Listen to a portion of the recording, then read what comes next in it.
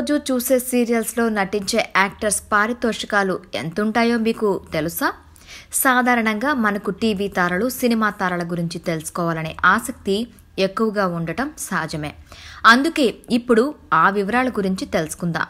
రవికిరణ్ 10,000 రూపాయలు రోజుకి ఒక సీరియల్కి తీసుకుంటాడు.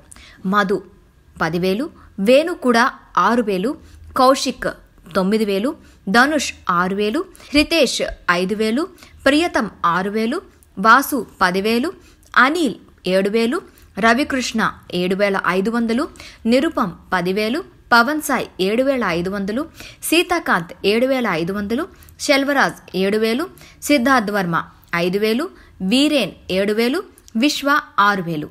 ఇవి మన బుల్లితెర హీరోల పారితోషిక వివరాలు. Please subscribe Public Talk TV. Please subscribe Public Talk TV. Please subscribe to Public Talk TV. Like, share and comment.